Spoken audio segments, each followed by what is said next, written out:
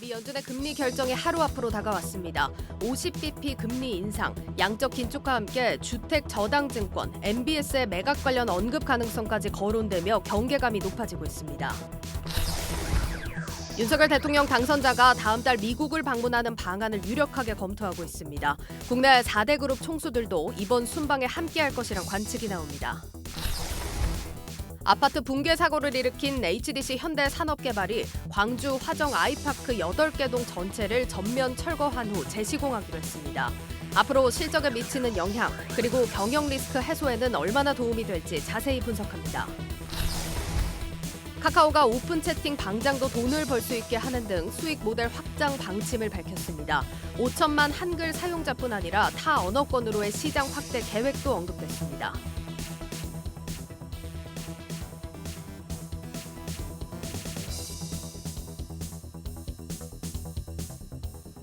여러분 안녕하십니까. 5월 4일 뉴스플러스 시작합니다.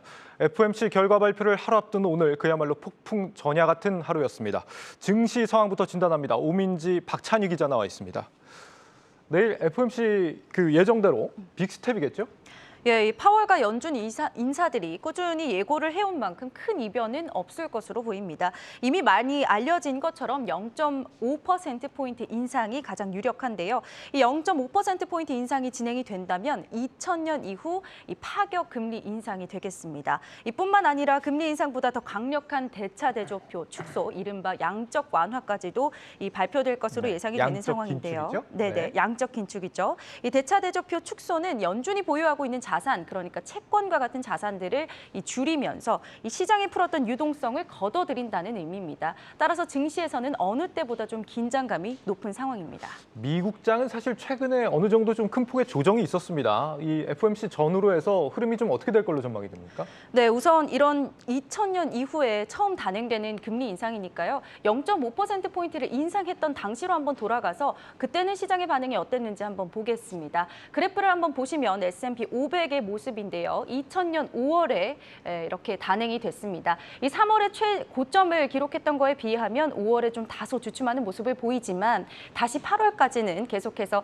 다시 증시가 올라와 주는 모습을 보였습니다. 이후에 IT 버블 붕괴로 인해서 이 증시가 위기를 맞았고요. 2000년 이후 말에 12월 달쯤에는 연중 최저점을 기록했습니다.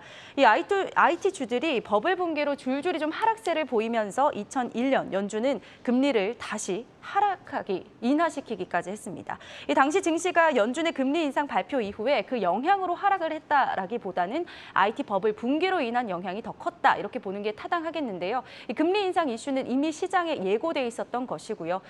이번에도 역시 시장은 0.5%포인트 인상을 기대하고 있는 상황입니다. 따라서 이번에도 금리 인상에 따른 증시에 엄청난 충격은 없을 것으로 시장은 예측을 하고 있는 상황입니다.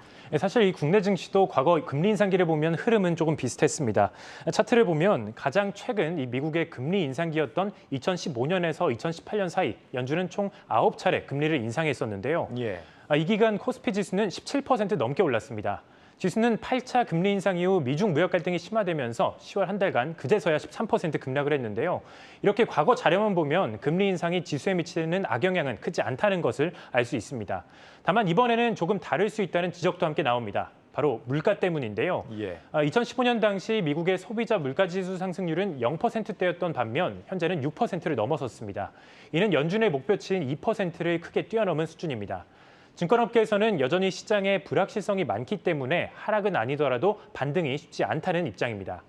키움증권은 증시가 과매도 구간에 진입한 만큼 지금이 바닥권이라고 본다. 다만 여전히 불확실성이 남아있기 때문에 한동안 박스권에 머무를 것이라고 전망했습니다. 또한 6월 빅스텝 우려에 대해서는 시장 자체 조정을 통해서 75bp 인상이라는 악재를 소화하고 있다라고도 분석을 했습니다. 우리 장 같은 경우는 이제 내일 쉬기 때문에 사실은 영향을 받는 건 이제 금요일부터가 될 텐데 내일 이제 만약에 FOMC에서 충격적인 결과가 나올 경우에는 어떻게 보면 오히려 잘된 일일 수도 있겠다 이런 생각도 듭니다. 이번 FOMC 전망이 어느 정도는 좀 우리가 지금 유력하다 이렇게 전망이 되고 있는 상황에서 우리가 또 주목해서 봐야 될 포인트가 있을까요? 앞서서 말씀드렸다시피 미국의 금리 조정 계획이 이미 예고되어 있었던 상황이고요. 시장에서는 선 반영이 되어 있습니다. 이번 연준에서 주목하실 부분을 세 가지로 한번 정리를 해봤는데요. 먼저 첫 번째는 0.5%포인트 혹은 0.75%포인트입니다. 빅스텝이냐 자이언트 스텝이냐 이런 거네요. 네, 우선 시장에서 상당히 높은 확률로 0.5%포인트 인상을 좀 기대하고 있는 상황입니다. 물론 이보다 더 강한 0.75%포인트로 말씀하신 그 자이언트 스텝이 될 수도 있는 부분이긴 합니다. 이번 5월도 중요한 주목 시점이지만요. 6월 또 그 이후에는 어떻게 전개될지도 보셔야겠는데요. 연준이 앞으로의 금리 인상을 결정하기 위해서는 경제 지표들을 참고할 수밖에 없습니다. 그래서 향후의 지표들이 어떻게 전개될지를 보셔야 하는 겁니다. 고용하고 물가 이런 걸 좀 네. 봐야 된다 이런 거죠? 예, 맞습니다. 그래서 지금 전문가들 사이에서는 사실 3월의 물가 정점론도 나오고 있는 상황인데요. 그 근거로는 4월의 국제 유가가 좀 안정되고 있다라는 이유 때문입니다. 이 3월 소비자 물가 지수 CPI 상승률은 8.46%였습니다. 그중에서 2.67%포인트, 그러니까 30% 넘는 부분이 이 에너지 부문의 물가 상승 때문이었는데요. 이 물가 상승의 기여도가 높았던 국제 유가 부분이 안정화되면서 4월의 물가 지표도 안정세를 보일 수 있다라는 겁니다. 지금 여전히 뭐 전쟁이 계속되고 있기 때문에 사실 네. 물가가 앞으로 안정화되기를 기대하는 거는 당분간은 좀 무리지 않을까 싶은 생각도 들고 오히려 이제 변동이 극심한 뭐 에너지나 식품을 제외한 그런 물가를 우리가 근원 물가라고 하잖아요. 예. 근원 물가의 측면에서 이제 인플레이션이 좀 피크아웃이 지났는지 이런 부분에 따라서 판단하게 되지 않을까 이런 생각도 드는데요. 네, 맞습니다. 또 지난 주말에 1분기 고용비용 지수가 좀 발표됐습니다. 고용비용 지수 상승률이 예상보다 좀 높게 나왔습니다. 결국은 임금이 오르면서 다시 물가가 오르는 악순환이 나올 수 있는 상황이고요. 연준의 입장에서는 굉장히 금리 인상을 공격적으로 해야겠다라고 느낄 수 있는 부분입니다. 그래서 실업률이 오르지 않으면 인플레 진정이 어려울 수 있다라는 지적도 나오고 있는 이유입니다. 윌리엄 더들리 전 뉴욕 연방은행 총재가요. 현재 미국의 노동시장 굉장히 과열되어 있다라고 이야기하면서 인플레이션을 연준이 통제하려면 실업률이 상당히 뛰어야 할 것이다라고 경고하기도 했습니다. 예, 지금 고용 지표는 연준 열리고 나서 다음 날 금요일에 발표가 되고 네. 또 소비자 물가 지수는 다음 주 수요일에 발표가 됩니다. 주목해서 봐야 되겠고요. 두 번째 포인트 또 어떤 게 있을까요? 네, 두 번째는 MBS 매각 어찌하나입니다. 이 MBS는 주택 저당 증권을 말하는데요. 이 주택은 부동산이잖아요. 예. 그래서 이 은행에서 부동산을 담보로 잡으면 이 유동성으로 활용하기가 좀 까다로운 부분이 있습니다. 때문에 이런 부동자산을 유동화시킨다. 그러니까 이 증권의 형태로 만들어서 현금화시키는데요. 그걸 이 주택 저당 증권이라고 부릅니다.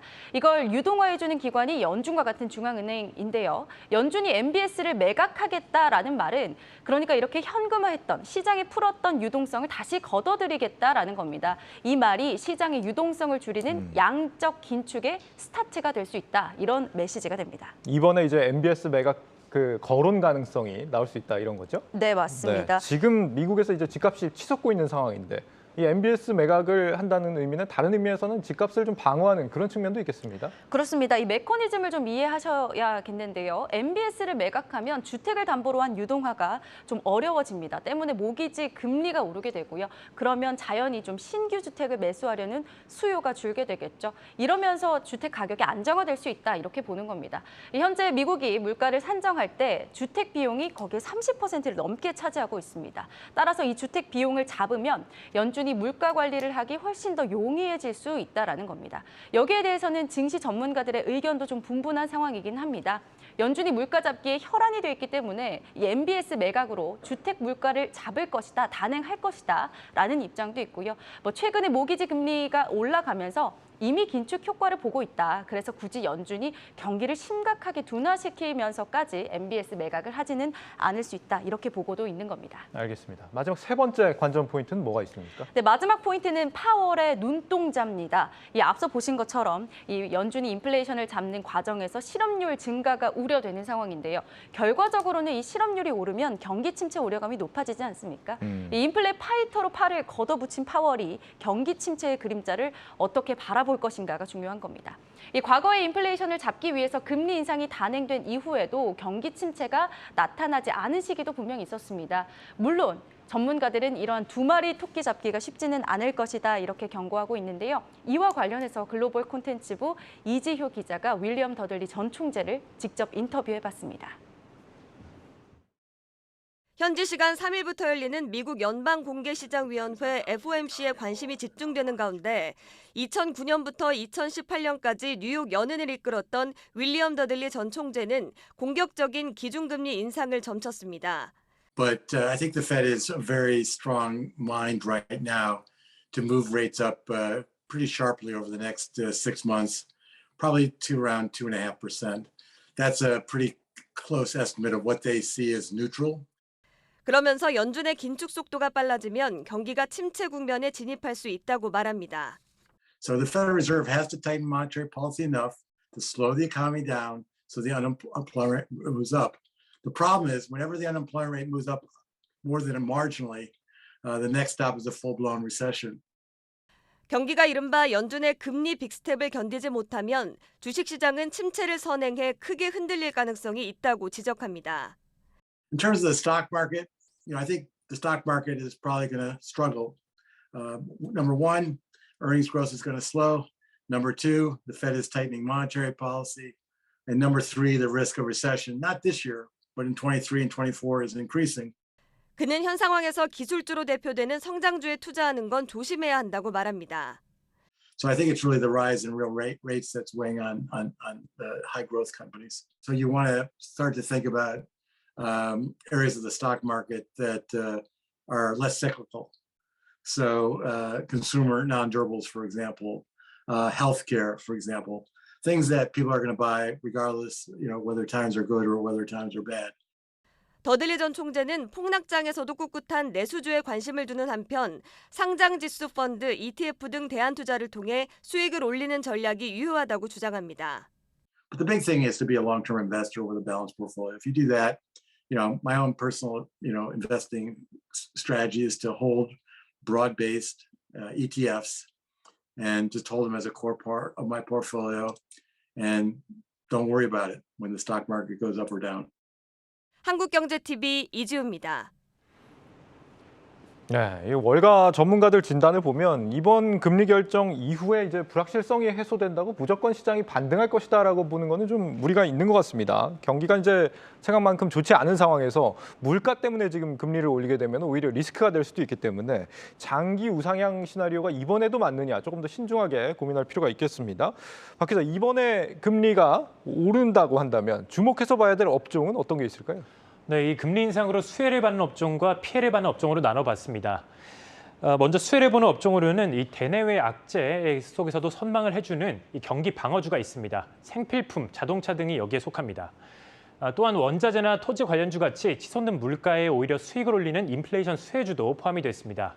반면 타격을 입는 업종에는 고평가 성장주가 꼽혔는데요. 금리가 인상되면 할인율이 올라가고 이에 따라 고평가 성장주의 미래 가치가 기대보다 낮아지기 때문입니다. 다만 대신증권은 이 반도체와 인터넷 업종 중에는 올해 하락장을 겪으며 저평가된 종목도 있기 때문에 대형주를 중심으로 비중을 늘리라고 조언을 했습니다. 지금 꽤 조정이 좀 진행된 상태인데 매수 기회로 지금 봐야 되는 건지 전문가들 조언은 좀 어떻습니까? 여전히 전문가들의 의견은 조금 보수적인 의견이 강했습니다. 전문가들은 보수적인 대응이 필요하다고 의견을 모았는데요. 신한금융투자는 이 긴축 속도가 빨라질 때 전 세계 주식시장에서 밸류에이션 조정이 나오고 외국인 자금도 빠져나갈 것이라면서 방어적인 태도가 필요하다라고 말을 했습니다. 키움증권은 5월 FOMC 이후 불확실성 해소로 반등이 나올 수는 있지만 이미 증시에 선반영된 FOMC 결과보다 이 11일에 발표되는 이 미국의 물가 지표가 더 중요하기 때문에 당분간 추격 매수는 자제하라고 말을 합니다. 다만 삼성증권은 안정적인 수익 확보를 위해서 고배당에 투자하는 것은 좋은 대안이 될 수 있다라고 조언을 했습니다. 매수 타이밍이라는 평가는 거의 없는 것 같네요. 알겠습니다. 내일 FOMC 발표는 저희 유튜브 채널에서도 확인하실 수가 있습니다. 새벽 3시 15분 뉴욕 특파원과 함께 만나보실 수 있다는 점 말씀드리겠습니다. 지금까지 오민지 박찬희 기자였습니다.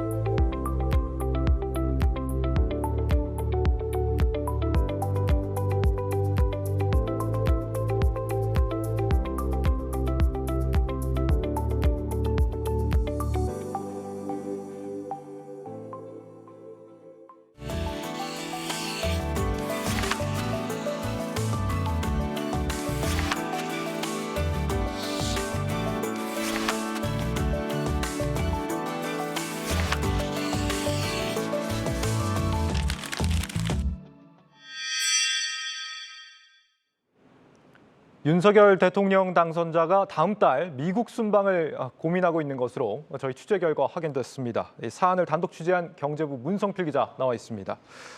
문 기자, 이 한미 정상회담이 21일에 열리는데 네. 그로부터 뭐 한 달 정도 뒤에 또다시 미국을 가는 건 어떤 배경인 겁니까? 네, 맞습니다. 이야기하신 것처럼 오는 20일부터 22일까지 2박 3일 동안 조 바이든 미국 대통령이 한국을 찾습니다. 그러니까 그 21일에 윤석열 대통령 당선인과 첫 한미 정상회담을 가질 예정인데 이런 가운데 6월 미국 순방을 검토하는 건 회담 이후에 한 달여 만에 두 번째 정상회담을 추진하는 셈입니다. 한미 공조체제 구축에 속력을 내겠다는 의미로 풀이가 됩니다. 바이든 행정부는 최근 한미 관계에 중요성을 부여하는 행보를 보이고 있습니다. 역대 미국 대통령은 취임 후 첫 동아시아 순방에서 첫 행성지로 일본을 택하는 경우가 많았는데요. 이번에는 한국을 첫 행선지로 택했습니다.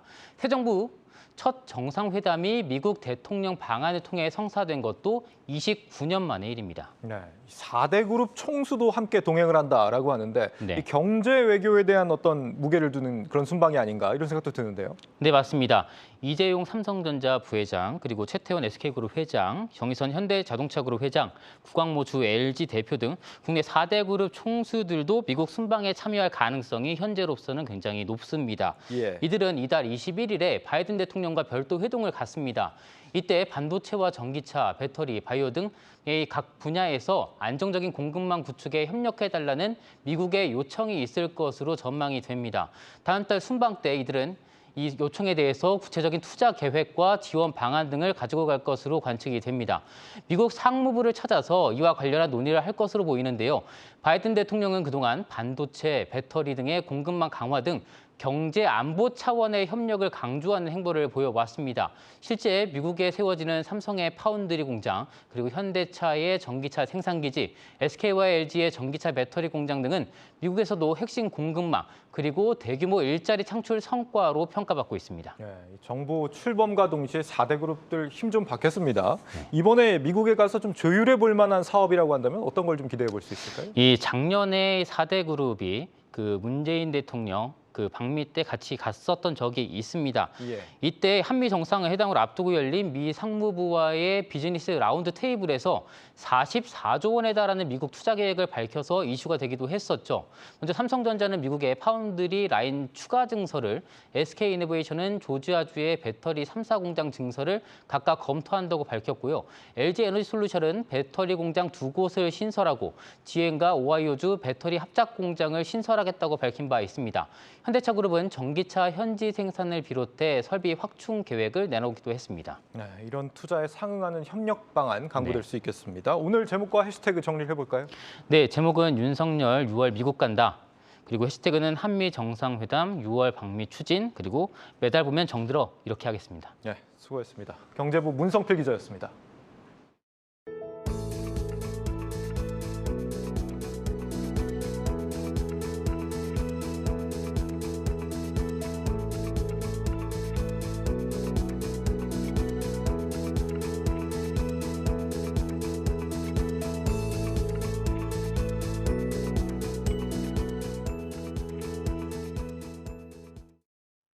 HDC 현대산업개발이 지난 1월 붕괴 사고가 발생한 광주광역시 화정 아이파크를 모두 허물고 다시 짓습니다. 무너진 동뿐만이 아니라 나머지 그 계약자들도 안전에 대한 우려가 많았고 그 우려를 해소할 수 있는 방법은 완전히 철거하고 새로 짓는 것밖에 없다고. 총 8개 동 847가구로 이뤄진 화정 아이파크는 올해 11월 입주 예정이었습니다. 공사가 상당히 진척돼 있어 붕괴 사고가 발생한 201동만 다시 짓는 방안도 검토됐습니다. 개별 동만 다시 지으면 전체 입주 예정자들과 보상 합의가 차일피일 미뤄질 수 있어 전면 재시공을 결정했습니다. 입주 지연 보상, 철거, 준공까지 현대산업개발이 추정한 비용만 3,700억 원입니다. 올해 1분기 매출액의 절반이 넘는 금액임에도 무너진 기업 이미지를 되찾는 일이 더 시급하다고 판단한 겁니다. 실제 현대산업개발은 전국 공사 현장 곳곳에서 계약 해지 통보를 받는 등 사업에 상당한 차질을 빚고 있습니다. 무한정 지연될 가능성도 있고 지연되면 회사의 불확실성도 커지기 때문에 그 가장 힘든 어려운 결정을 저희가 하고 붕괴 사고 4개월 만에 전면 재시공 결정을 내리면서 현대산업개발이 얽힌 실타래 하나는 풀었다는 평가입니다. 다만 새 아파트 준공까지 70개월 걸리는 탓에 붕괴 사고 손실 비용은 추정치보다 더 불어날 가능성이 높습니다. 한국경제TV 정재홍입니다. 네, HDC, 현산, 광주, 화정 아이파크를 모두 허물고 다시 짓기로 대대적인 결정을 내렸습니다. 자세한 내용 산업부 정원우 기자와 깊은 얘기 나눠보겠습니다. 정 기자, 일단 사고가 난 201동을 포함해서 다 철거를 하겠다 이런 얘기인 것 같은데 손실 감수하고라도 좀 대대적으로 결정을 내린 듯해요. 그렇습니다. 정몽규 HDC 그룹 회장은 이번 결정을 발표하면서 이렇게 밝혔습니다. 우려를 해소할 수 있는 방법은 완전히 철거하고 새로 짓는 것밖에 없다. 네. 고객들의 신뢰를 회복하기 위한 가장 빠른 길이라고 했는데요. 이 화정 아이파크뿐 아니라 나머지 사업장에 대해서도 부실 시공에 대한 우려가 끊이지 않는 상황에서 아이파크라는 브랜드의 신뢰 회복을 위해 이같이 결정을 한 겁니다. 네. 당초 사고 직후 정 회장은 사고가 난 201동 외 다른 동은 구조 안전점검 결과에 따라 철거 후 재시공을 결정하겠다고 했는데 전면 재시공으로 결단을 한 것이고요.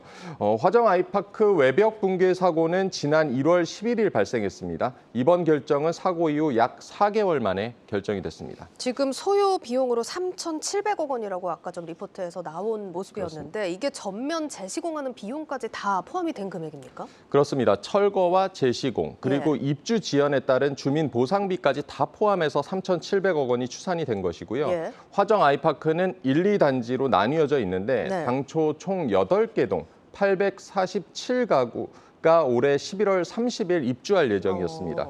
올해 말 입주니까 거의 건물 골조는 다 완성이 됐던 것이라고 볼 수 있고요. 현사는 이미 이 공사에 1,500억 원가량을 투입한 것으로 추산이 되고요. 결과적으로는 이번 결정에 따라 매몰 비용이 된 겁니다. 현대산업개발은 화정 아이파크 손실로 지난해 1,700억 원을 반영했고요.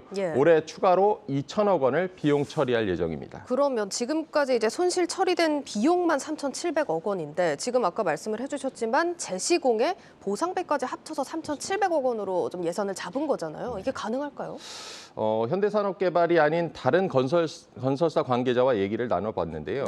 아파트와 이 오피스텔을 포함해서 847세대인데 대략 가구당 2억 원 정도를 잡으면 원가를 잡고 볼 때 1,700억 정도가 건설 비용으로 들어가고 그리고 기존 건물 철거 비용이나 입주 지연 보상까지 하면 3,700억 원으로는 부족할 것이다라는 예상을 했습니다. 회사 측 관계자와도 얘기를 해보니까 아직은 열려있는 금액, 변동 가능성이 있는 비용이라고 조심스럽게 얘기를 했습니다. 바뀔 수도 있다는 거죠? 그렇습니다. 네. 당초 올해 11월 입주 예정이었는데 철거 후 준공까지 70개월이 소요될 것으로 예상이 되거든요. 이 5년이 넘는 시간입니다. 입주 예정인 주민들과도 아직 제대로 협의가 된 것이 아니기 때문에 비용은 3,700억 원을 넘어서서 더 들어갈 가능성이 있어 보입니다. 애초 계약 금액이 2,500억 원 수준이었는데 회사로서는 이번 사고로 막대한 손실을 보게 된 겁니다.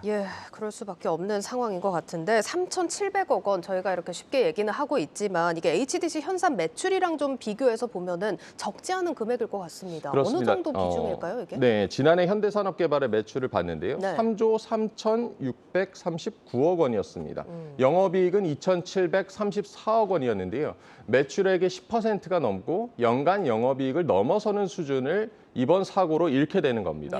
알려졌듯이 현대산업개발이 기존 수주한 재개발, 재건축 조합들의 계약 해지까지 더하면 손실 규모를 단순히 3,700억 원으로 볼 수는 없고요. 또한 이 화정 아이파크 이전에 또 사고가 있었죠. 지난해 그 광주 학동 철거 건물 붕괴 사고 직전에 현대산업 주가가 33,000원대였는데 오늘 종가가 15,350원입니다. 두 건의 연이은 사고로 이 자본시장에서도 시가총액이 1조 2천억 원가량 날아간 겁니다. 네, HDC 현산 결국은 이렇게 수수반을 내놨는데 아직 행정 처분들 많이 남아있는 상황입니다. 이번 결정이 향후에 어떤 영향을 끼치게 될지 조금은 더 지켜봐야겠습니다. 네, 정 기자 오늘 내용 유튜브 제목과 해시태그 어떻게 정리해야 될까요? 제목은 화정 아이파크 결국 재시공으로 잡았고요. 해시태그는 신뢰 회복 가능할까? 3,700억 원은 부족할 듯이라고 잡았습니다. 네, 잘 들었습니다. 산업부 정원우 기자였습니다.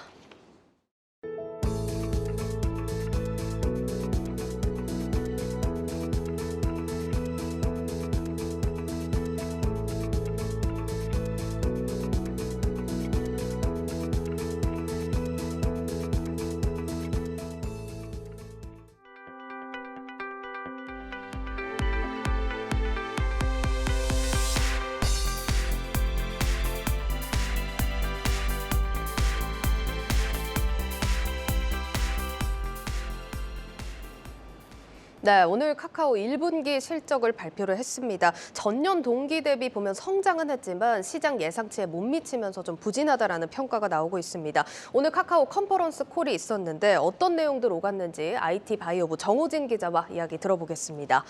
정 기자, 오늘 뭐 어떤 얘기가 오갔습니까? 네, 제가 오늘 있었던 컨퍼런스 콜에서 키워드를 두 가지를 잡아봤는데요. 네. 하나는 카카오톡의 혁신이고 하나는 남궁훈 대표의 동문서답입니다. 남궁훈 대표의 동문서답부터 한번 좀 살펴보겠습니다. 남궁훈 대표 같은 경우는 주주분들이랑 이제 처음 만나는 자리였던 건데 어떤 얘기가 오갔길래 동문서답이라는 얘기가 나옵니까? 네, 보통 이 실적 발표를 하면은 회사의 성적표를 설명하는 일부가 있고요. 네. 또 2부에서는 이 질의응답 시간이 있거든요. 예. 근데 이 2부 질의응답 시간에 남궁훈 대표가 질문에 대한 답변 대신에 본인의 이야기 보따리를 좀 풀어놨습니다. 네, 그래서 뭐 예시를 하나 들어보면은 뭐 남궁훈 대표가 지난 2월에 카카오의 주가가 15만 원이 될 때까지 최저임금만 받겠다고 이야기를 했습니다. 예, 공약을 걸었잖아요. 네, 그 공약을 내걸었는데 그래서 오늘 이 목표를 달성하기 위해서 그 핵심 성과 지표가 무엇인지 묻는 질문이 나왔거든요.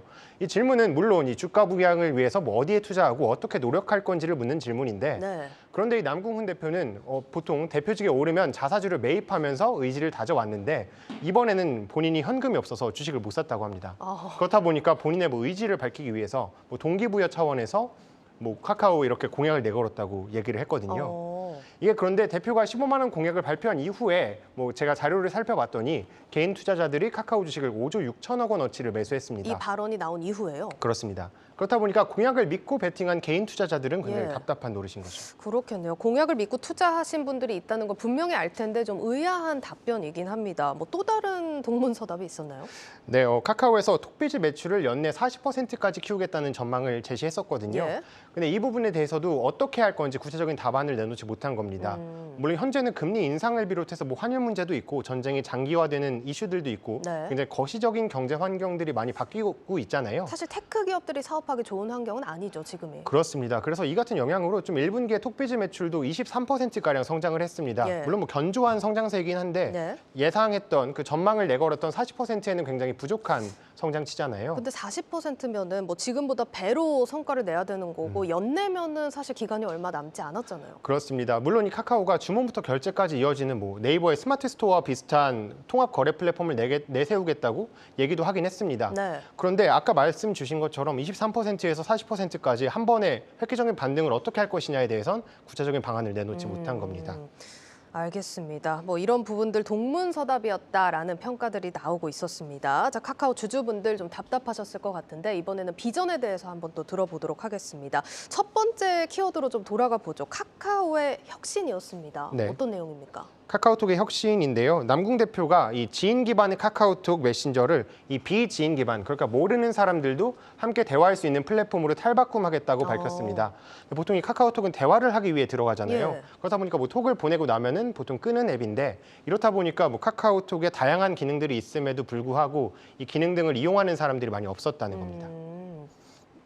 예, 계속해서 들어보죠. 네, 그렇다 보니까 이 남궁 대표는 프로필에 디지털 펫을 키우거나 뭐 감정을 공유하는 등 이 여러 상호작용 효과들을 추가할 계획이라고 밝혔습니다. 그래서 뭐 카카오톡이 대화만 하기 위해서 켜는 앱이 아니라 뭐 다양한 비즈니스 기회가 생길 수 있도록 만들겠다는 겁니다. 뭐 이렇게 사업을 조금 확장하면서 플랫폼 안에 소비자들을 잡아두겠다. 뭐 이런 그렇습니다. 의도로 좀 해석이 될 것 같은데 오늘 또 눈에 띄었던 얘기가 글로벌 시장 뭐 진출을 하겠다. 이런 언급이 있었어요. 네, 맞습니다. 현재 카카오는 물론 카카오톡의 힘으로 성장했다고 해도 과언은 아닙니다. 예. 근데 이 카카오톡은 지인 기반 그리고 한국어 기반이라는 한계가 분명히 있잖아요. 네. 그런데 만일 이 카카오가 보유한 뭐 웹툰, 뭐 아티스트, 뭐 다양한 IP 경쟁력을 바탕으로 그것도 관심사 기반의 대화방을 운영한다면 이 글로벌 시장 진출 가능성이 있다는 설명입니다. 뭐 예를 들어보면 어떤 서비스들이 있을까요? 예를 들어서 설명을 드리자면 뭐 예를 들어서 뭐 아이브의 음악을 듣는 곳이 있다면 네. 거기에 오픈 채팅방 링크를 추가한다든지 어. 또 뭐 사내에 맞선 드라마를 볼 수 있는 공간에 이 글로벌 팬들이 모일 수 있는 링크를 전달해서 이 그런 함께 모일 수 있는 공간을 만들 수 있다면 글로벌 팬들이 뭐 아는 사이가 아니더라도 한글이 아니더라도 모일 수 있는 공간을 만들 수 있다는 겁니다.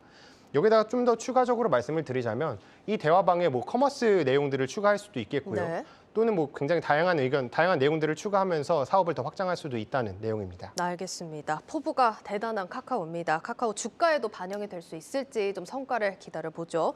자, 정 기자, 오늘 유튜브 제목과 해시태그 어떻게 정리할까요? 네, 제목은 기대 이하 카카오 말보다는 행동으로로 했고요. 네. 해시태그는 카카오 15만 원 공약 할 때 공짜는 빌공짜로 하겠습니다. 알겠습니다. 여기까지 듣겠습니다. IT 바이오부 정호진 기자였습니다.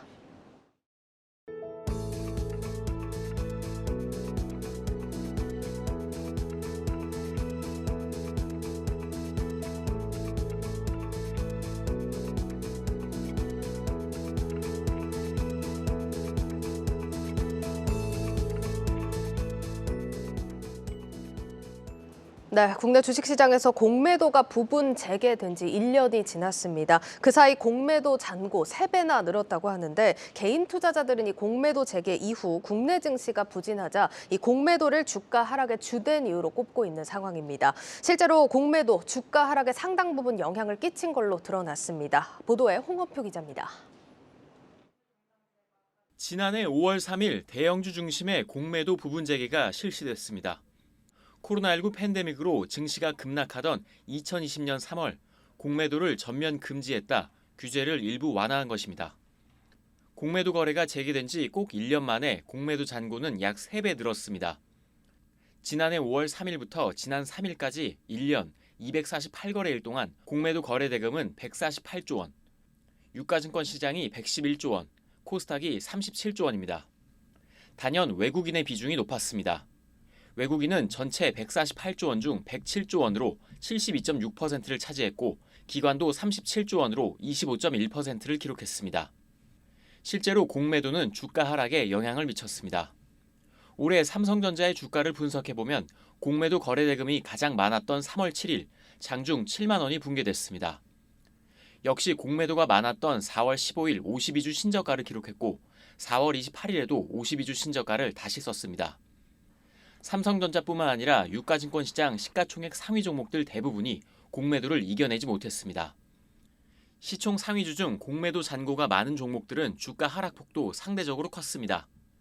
연초 대비 코스피가 10.7% 하락하는 동안 크래프톤은 무려 44.3%, LG 디스플레이는 28.7%, 셀트리온도 14.9% 하락했습니다. 네이버와 카카오, LG화학도 공매도가 늘어난 날 주가가 큰 폭으로 하락하는 모습이 반복됐습니다.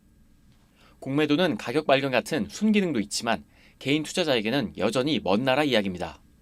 전체 공매도의 90%가 외국인, 기관 투자가가 한 10%, 개인이 하는 것은 1% 정도밖에 안 되는 이유가 기울어진 운동장이다. 외국인들은 정거금이라든지 주식도 빌리지 않은 상태에서 공매도를 할 수 있고 우리나라 개인은 꼭 정권회사에서 대주, 주식을 빌려서만 공매도를 허용할 수가 있어요. 여기에 주가가 오를만 하면 공매도 물량이 쏟아지면서 개인 투자자들의 불만은 극에 달하고 있습니다. 하지만 정부는 MSCI 선진국 지수 편입을 위해 외환시장 24시간 개방과 공매도 전면 재개는 불가피하다는 입장입니다. 한국경제TV 홍업표입니다. 네, 이 사안 취재한 증권부 김종학 기자와 더 자세한 얘기 나눠보겠습니다. 김 기자, 일단 공매도가 주가 하락에 영향을 미쳤다 이런 내용이 좀 발표가 되면서 개인 투자자들 더 반발이 심해지실 것 같다는 생각이 드는데 앞서서 전문가 인터뷰에서도 봤지만 이 공매도 시장을 보고 기울어진 운동장이다 이렇게 좀 표현을 해주셨거든요. 개인 투자자 비중이 얼마나 적습니까? 사실 공매도를 두고 기울어진 운동장이다라고 말하는 건 굉장히 오래된 표현이고 이게 좀 지긋지긋한 이슈일 것도 같습니다. 그게 공매도 시장에서 개인 투자자 비중을 따져보니까 겨우 2%밖에 되지 않았습니다. 많이 늘려졌는데도 이 정도밖에 안 되는 거라서 여전히 외국인과 기관이 95%, 98% 사이에 이제 거래량을 차지하고 있는 상황인데 그 이유를 따져보니까 공매도를 하기 위한 조건이 여전히 까다롭고 그리 큰 베팅을 할 수 있는 환경이 아니기 때문입니다. 개인이 거래할 때 이제 종목들을 선택해야 되는데 이 종목들도 수량이 한정되어 있는 데다가 거래 비용이 너무 비싸서 이런 일들이 벌어지고 있습니다. 우선 한국 주식시장에서 이 주식을 빌려주는 구조를 조금 볼 필요가 있는데 크게 두 가지 가지로 나눠서 볼 수가 있습니다. 이 대차 거래 그리고 대주 거래 이렇게 되는데요. 이 대차 거래는 쉽게 말해서 증권사가 외국인과 기관에게 빌려주는 과정을 얘기를 하는 것이고 예. 대주 거래는 개인의 주식을 담보로 증권사가 빌려주는 것을 말합니다. 그런데 이 과정에서 대차 거래가 조금 더 유리한 조건들이 많은데 네. 외국인과 기관 같은 경우에는 증권사나 한국예탁결제원, 한국증권금융 같은 기관들을 통해서 주식을 대량으로 빌리는데 삼성전자만 해도 대차 거래 잔고로 6조 9천억 원어치나 쌓여 있을 정도입니다. 예. 물론 이 물량이 다 공매도로 나와서 주식 가격을 하락시키느냐 이런 것은 아니고요. 잠재적으로 하락시킬 위험이 좀 있다라고 볼 수 있는 부분이고 개인은 이거를 이용할 수는 없다는 거죠? 개인은 이 시장에 참여하기가 상당히 어렵습니다. 왜냐하면 이 개인들 같은 경우에는 증권사에서 대주 거래라는 것으로 본인의 주식을 담보로 거래를 하는데 예. 이게 여러 가지 거래 비용이나 거래할 수 있는 제약 조건들이 붙습니다. 주로 외국인이 이용하는 대차 거래를 먼저 예시로 들자면 대여기간이라고 하는 이 투자할 수 있는 기간이 1년 정도로 상당히 여유가 있습니다. 주가가 하락해도 버틸 수 있겠죠. 예. 그런데 개인이 이용하는 대주 거래 같은 경우에는 짧으면 30일, 길어야 석 달입니다.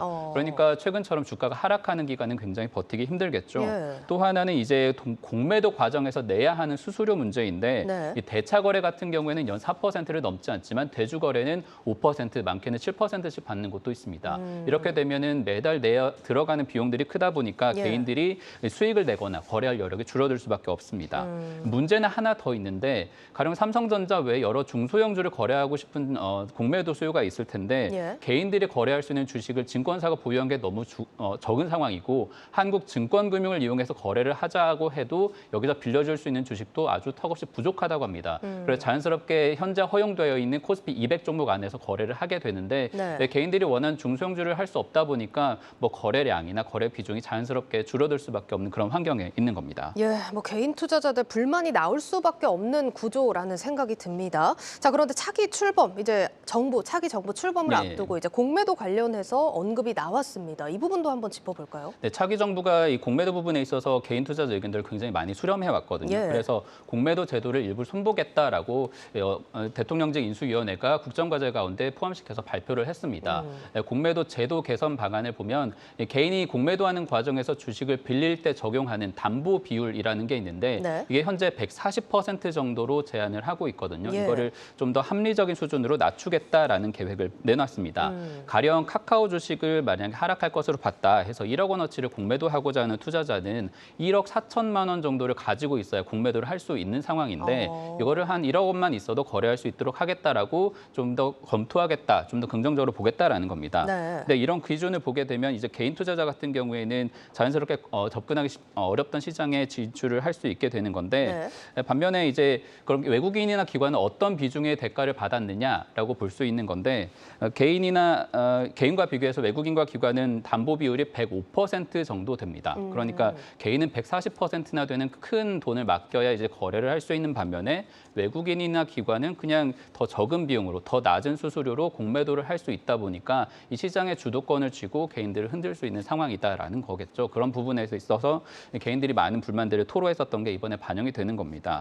하지만 이런 제도가 바뀌더라도 정말 어떤 개인들이 혜택을 누릴 수 있느냐라는 부분에 있어서 개인 투자자들이 어떤 모여있는 이런 단체들의 의견들을 들어보면 상당히 좀 실망적이다, 원하는 결과가 아니다라는 반응이 나오고 있어서 좀 더 개선이 필요해 보이는 것도 현재 상황입니다. 지금 뭐 이제 개선 방안이 이번 국정 과제에 좀 포함되어 있다 이렇게 이야기를 해주셨는데 지금 개인들은 140% 수준으로 이제 책정이 되어 있는데 이거를 어디까지 좀 풀어주겠다 이런 구체적인 방안들이 좀 나온 게 있습니까? 현재 지금 인수위에서 공개를 한 건 숫자를 공개를 한 건 아니고 합리적인 수준에서 낮추겠다라는 것이고 지금 업계에서 이 얘기가 나오는 것으로는 100% 내지 105% 수준으로 같이 맞춰줄 것으로 보인다라고 지금 얘기를 하고 있습니다. 알겠습니다. 자, 그런데 지금 공매도가 부분 재개된 상황이라는 거 다시 한번 짚어봐야겠죠. 일단 공매도 전면 재개를 앞두고 정부 입장에서 좀 난감하지 않을까 싶은데 개인 투자자들 반발 없이 좀 이런 걸 해낼 수 있을까요? 사실 그 부분이 지금 문제입니다. 정부 입장에서는 부분 재개한 이후에 정상화를 이제 해야 되는 단계인데 개인 투자자들이 피해 없이 반발 없이 할 수 있는 게 좀 고심거리인 겁니다. 지금 앞서 금융위원회가 여러 차례 이제 발표를 하기도 하고 금융위원장의 발언을 통해서도 얘기를 했었지만 결국에는 공매도 전면 재개 방침을 지금 번복한 상황이거든요. 그렇게 해놓고 차기 정부에서 방향이 나오면 이걸 따르겠다라는 입장을 내놓은 바 있습니다. 그러나 금융투자 업계에서 관측하기로는 이게 시기의 문제일 뿐 결국에는 정상화, 전면 재개가 나오지 않을 거냐라는 관측을 내놓고 있습니다. 익명을 요구한 업계 관계자의 얘기를 들어보니까 정부 국정과제를 살펴보면 현재 제일 큰 부분이 외환시장 접근성을 개선하겠다라는 게 포함되어 있는데 네. 이게 가능하려면 결국에는 외국인들에게 시장 개방을 하기 위한 조건으로 공매도 완전 재개도 함께 추진할 수밖에 없겠다라는 전망을 하고 있습니다. 그 배경이 되는 일이 지난달 말에 있었는데 홍남기 부총리 겸 기획재정부 장관이 모건 스탠리 캐피털 인터내셔널 MSCI 측을 만나서 선진국 지수 편입을 추진하고 있습니다. 네. 이를 위해서 이 주요 조건 중에 하나로 내건 게 바로 이 외환시장 개방이거든요. 그래서 공매도 재개도 이 부분에 논의가 포함될 수 있다라고 보고 있는 겁니다. 당초 정부는 외국인의 시장을 개방하는 것에 부정적이었지만 최근에 기류가 크게 바뀌고 있다라고 하고요. 자본시장, 즉 이 주식시장의 유동성을 늘리기 위해서 이러한 변화를 고려하고 있다는 쪽으로 지금 기울고 있다라고 합니다. 이 부분에 있어서는 좀 전문가 멘트를 한번 들어보시겠습니다. 이제 공매도 부분 같은 경우에는 MSCI에서 이 딜의 대상 정도는 될 수 있다고 봅니다. 왜냐하면 지금 가장 문제시 삼고 있는 것은 이 역외 환율 시장이거든요. 이 부분만 오픈시키면 이 공매도 부분은 이제 이 MSCI하고 딜을 제대로 좀 하면 지금 현재의 지금 코스피 외과 코스닥 한 150, 뭐 여기 한정돼 있는 공매도 부분에 대해서 더 이상 확대하지 않아도 되지 않겠냐. 김 기자, 지금 이 진단을 한번 좀 짚어보고 갈 필요가 있을 것 같은데, 그러니까 외환시장 24시간 개방하는 게 지금 MSCI 편입에 있어서 가장 중요한 조건이다라는 네. 거고, 이게 일단 오픈만 된다면 공매도 재개 부분에 대해서는 MSCI와 좀 뭐라고 해야 될까요? 협상을 할 여지가 있다, 이렇게 좀 봐야 되는 거죠. 네, 방금 멘트는 그런 쪽으로 얘기를 하는 건데 네. 그 외환시장 부분에 있어서는 사실 세 가지 이슈가 있습니다. 24시간 한국 시장을, 서울 시장을 개방하는 것들이 네. 있고요. 그리고 그보다 더 중요하게 여기는 건 여기에서 이제 우리 원화를 잘 거래할 수 있게, 외환시장을 네네. 거래할 수 있게 하는 부분인데, 이게 우리나라가 아니라 외국인들이 미국이나 영국에서 한국 시장에 참여할 수 있도록 해달라는 게 이번 조건에 들어가는 겁니다. 근데 이렇게 시장을 개방하게 되면 결국에는 주식시장의 어떤 유동성이나 환경적인 측면에서 공매도 부분도 손볼 수밖에 없다라는 게 자연스럽게 이어지는 거라서 예. 이게 어떤 딜의 조건에 들어가긴 하지만 사실 정상화 과정에서 전면 재개를 피하기는 어렵다라는 지금 관측이 나오고 있는 것이고요. 예. 특히나 지금 MSCI 선진지수 검토로 목표를 한 게 6월입니다. 이게 검토 대상으로 포함되는 것만 6월인데 네. 그렇게 되면 이 시점을 쯤에서 어떤 여론을 봐가면서 발표가 나오지 않겠느냐 관측이 지금 되고 있는 겁니다. 관건은 지금 현재로서는 시장이 너무 좋지 않기 때문에 네. 개인 투자자들을 달래가면서 어떤 대책을 내놓을 수 있느냐 부분인데, 가령 이제 다른 나라와 좀 비교를 해보자면 미국 시장은 공매도 비중이 49%로 아주 큰 비중을 차지하고 있거든요. 예. 이렇게 보면 우리 시장에서는 납득하기 어렵겠지만 네. 미국은 개인 투자자 비중이 20% 정도밖에 안 되다 보니까 시장이 하락하더라도 그렇게 큰 타격을 받지 않습니다. 반면에 한국은 전체 거래 금액 대비해서 공매도 비중이 2019년도 기준으로 4%, 지금은 2% 정도 이렇게 되는데 이 시장에서 개인이 사고 파는 비중이 60에서 80%에 달합니다. 그렇다 보니까 올해 들어서 10% 이상 코스피나 코스닥 지수가 하락을 했는데 가장 큰 피해를 입고 있는 게 바로 개인 투자자들이라서 공매도라는 이 부분에 있어서 어떤 하락 요인을 좀 제거해줬으면 하는 게 개인들의 바람인 겁니다. 그래서 이 개인 투자자들의 부담을 줄여가면서 한국 주식시장을 선진국 시장으로 올려야 하는 이 정부 입장에서는 굉장히 어려운 과제를 떠맡게 된 그런 환경으로 볼 수 있습니다. 네, 정말 어려운 과제가 될 것 같습니다. 일단 국정과제 공매도 제도 개선 방안이 좀 포함이 된 만큼 구체적인 사안들 어떻게 발표가 될지 좀 지켜봐야겠습니다. 자, 오늘 마지막으로 유튜브 제목과 해시태그 어떻게 정리할까요? 네, 삼성전자도 속수무책 공매도 풀어준 이유로 정했고요. 해시태그는 식지 않은 감자, 공매도, 하소연은 어디에 이렇게 정했습니다. 네, 잘 들었습니다. 증권부 김종학 기자였습니다.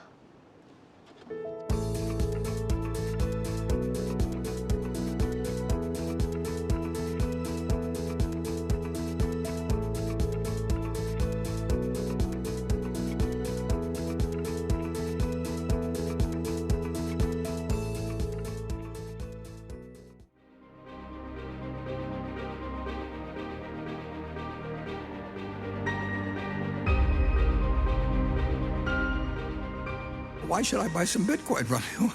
I'm not going to give you anything for it. In my life, I try and avoid things that are stupid and evil and make me look bad in comparison with somebody else. Bitcoin does all three.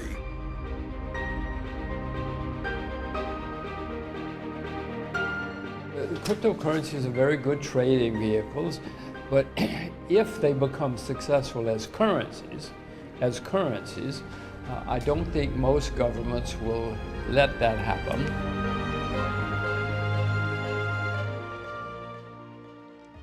네, 최근 가상자산 시장이 좋지 않아서 많은 투자자분들이 관련 전망에 촉각을 기울이고 계신데 이 투자 대가들 가상자산에 대해서 시선이 곱지 않다고 합니다. 어떤 얘기인지 경제부 이민재 기자와 함께 다뤄보겠습니다. 이 기자, 이렇게 이런 사안에 대해서 좀 비판을 했다라고 생각을 해보면 워렌 버핏 회장이 좀 생각이 납니다. 이번에도 좀 비판을 내놓지 않았습니까? 네, 맞습니다. 이 버핏 회장이 가상자산에 대해서 쓴소리를 한 건 사실 이번이 처음은 아닙니다. 네. 계속해서 한결같이 가치가 없다라고 지적을 했는데 이 며칠 전에 한국경제TV가 직접 다녀온 이 버크셔 해서웨이 주주총회에서도 이를 다시 언급했습니다. 지금 있는 비트코인 전부를 25달러에 줘도 사지 않겠다라고 강조했는데요. 또 옆에 있던 찰리 먼거 부회장 같은 경우에는 비트코인 가치가 0에 수렴할 것이라고 거들었습니다. 이 가상자산을 무쓸모 또는 무가치라면서 비난한 건데 이유는 되게 간단합니다. 이 버핏 회장이 주식을 통해서 투자를 계속하고 있는 코카콜라 등 이런 기업과 좀 비교를 해보면 이 사고 파는 거 외에 이 현실이 할 수 있는 게 많이 없다라는 겁니다. 그렇군요. 일단 다른 대가들의 의견도 좀 들어보겠습니다.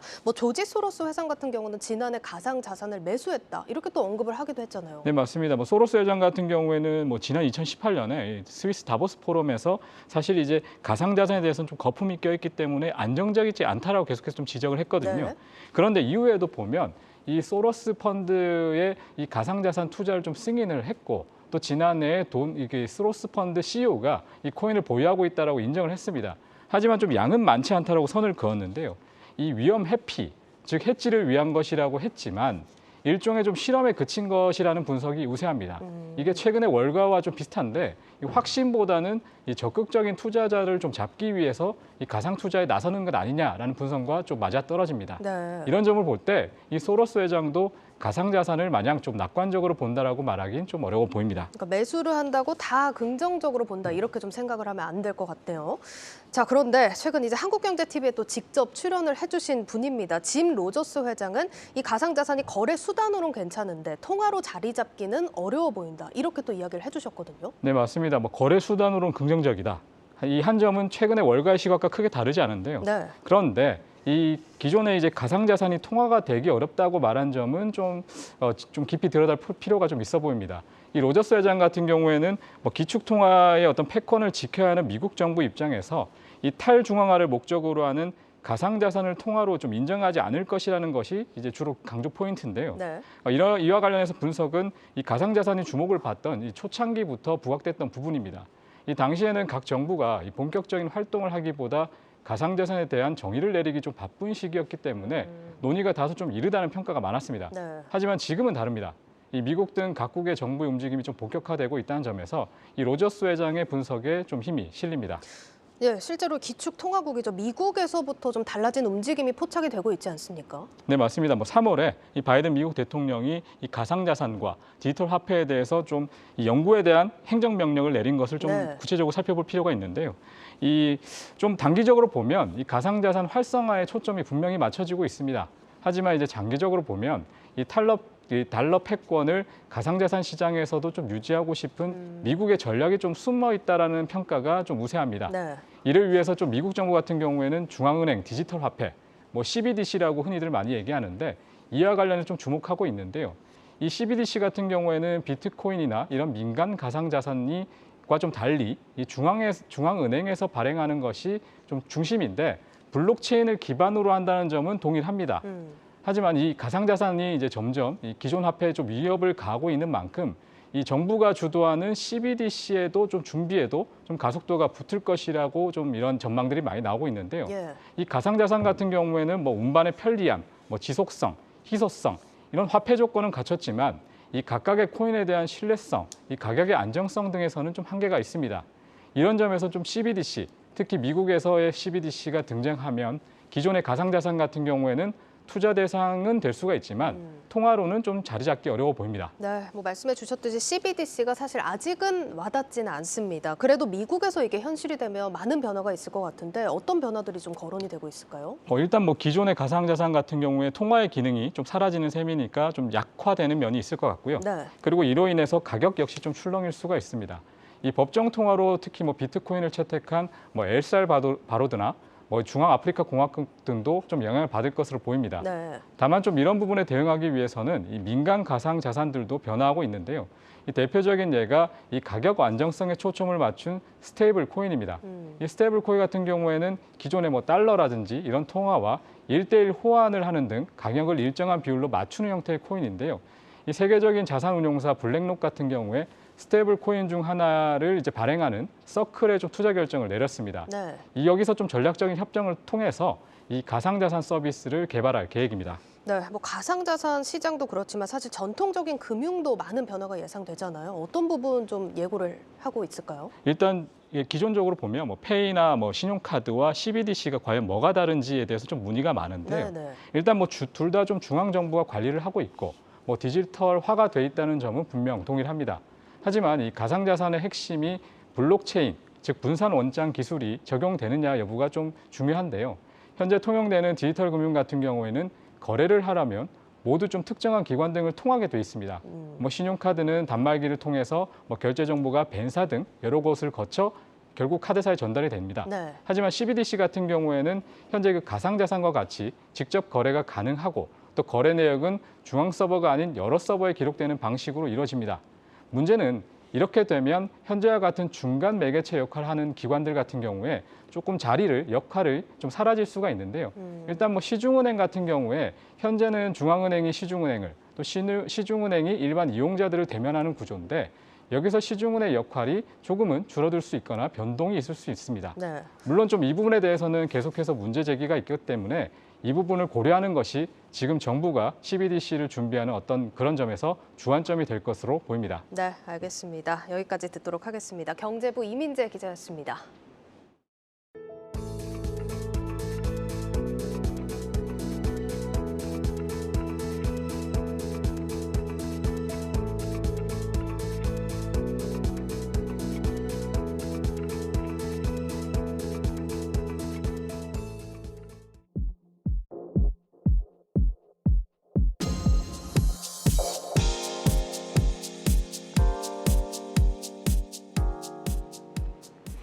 국내 생명보험사들이 올 들어 실적 개선이 두드러지고 있는 손해보험사들과는 정반대의 행보를 보이고 있습니다. 시장 변동성이 커지면서 순이익이 줄어든 데다 재무 건전성까지 나빠졌습니다. 장슬기 기자입니다. 올 초부터 본격화된 금리 인상과 증시 하락 등 금융시장의 변동성 확대로 생명보험사들이 직격탄을 맞았습니다. 생보업계 빅3 중 한 곳인 한화생명은 올해 1분기 전년보다 70% 급감한 988억 원의 순이익을 냈습니다. 실적 발표를 앞둔 삼성생명도 같은 기간 약 65%, 도양생명 역시 53% 순이익이 각각 감소할 것으로 추정되고 있습니다. 당초 금리 인상으로 생보사들의 투자 이익이 늘어날 것이란 긍정적 전망이 나왔지만 급격한 증시 하락에 따른 변액 보증 준비금 확대가 발목을 잡았습니다. 생보사들이 판매하는 변액 보험은 계약자가 납입한 보험료를 굴려 그 운용 실적을 기반으로 투자 이익을 배분하기 때문에 증시가 하락하면 보험사는 준비금을 더 적립해야 합니다. 실제 같은 이유로 금융지주사 계열 생보사들의 1분기 순이익도 큰 폭으로 감소했습니다. 신한라이프는 이 기간 16%, 프루덴셜 생명도 34% 각각 감소한 순이익을 냈고 하나생명은 주식 매매 이익 감소로 순이익이 전년보다 무려 90%나 줄었습니다. 생보가 이제 원래는 금리가 급등하게 되면 변액보증준비금이라는 게 환입이 많이 되면서 실적이 좋아야 정상인데 변액보증준비금이라는 거는 지수 영향도 어느 정도 받는 게 있습니다. 1분기 생보사들이 금리 상승의 수혜를 볼 수 있는 업종에도 불구하고 그런 면에서 실적 자체는 부진할 것으로 예상이 되고 있습니다. 여기에 채권 금리가 오르면서 보험사가 보유한 채권 가격까지 하락, 재무 건전성마저 악화되는 이중고까지 겹쳤습니다. 한화생명의 경우 보험사의 재무 건전성을 나타내는 지급 여력 비율, RBC 비율이 23.6%포인트나 떨어지며 금융당국 권고치에 간신히 부합했고 지주계열 생보사들의 RBC 비율도 일제히 급감했습니다.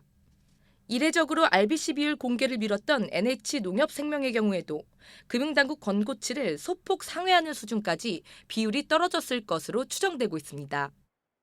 아울러 우크라이나 사태로 인한 인플레이션 압력이 금리 상승 요인으로 지속 작용하고 있는 만큼 내년 새 국제회계 기준 적용까지 앞둔 국내 보험사 입장에서는 자본 확충에 대한 부담이 더욱 커질 것으로 전망됩니다.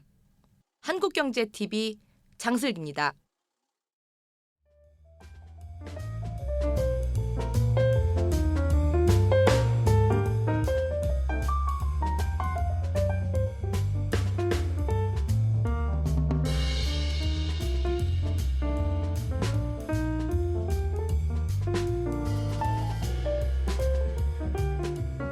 We will do this through continued expansion of our technical capability and capacity by ensuring the product development and manufacturing of a robust process, accelerating drug development, pathway to successful approval.